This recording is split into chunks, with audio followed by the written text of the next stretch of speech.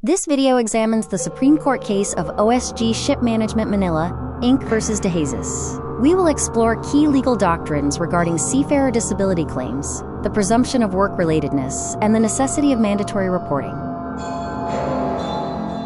This case provides an essential overview of how the disputable presumption of work-relatedness under the OESEC interacts with the mandatory requirement for a post-employment medical examination. Victorio DeJesus served an 8-month contract as a second cook. Although he passed his pre-employment medical exam, he later reported various illnesses during his voyage. He completed his contract and was repatriated in November 2008. Upon return, the seafarer claimed his illness was work-related, seeking benefits after private medical treatment. The employer defended the case by highlighting that the contract was completed normally, and the mandatory 3-day post-arrival reporting rule was not followed. The case moved through the labor tribunals. The labor arbiter and NLRC initially dismissed the claim.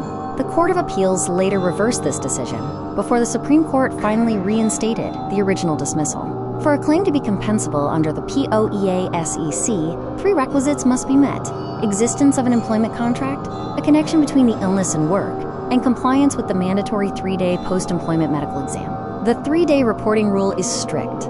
Under the 2000 OESEC, failing to submit to a company-designated physician within 3 working days after disembarkation leads to a total forfeiture of disability benefits, unless legally justified. It is important to note that the presumption of work-relatedness does not mean an automatic grant of benefits. The seafarer must provide substantial evidence linking their working conditions to their disease to satisfy the burden of proof. In this case, the Supreme Court found the seafarer's claims regarding water quality unproven, noted the completed contract, confirmed the failure to comply with the 3-day rule, and rejected his private medical findings. Key legal doctrines established here include that contract completion creates an inference of fitness, the employer is not responsible until basic evidence of work risk is provided, and strict adherence to the 3-day rule is mandatory.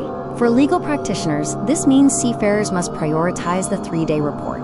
Ship owners should maintain meticulous records of vessel health conditions. Tribunals must avoid treating disputable presumptions as absolute facts. This concludes our review of the case of OSG Shipmanagement Manila, Inc. versus DeJesus. Thank you for watching.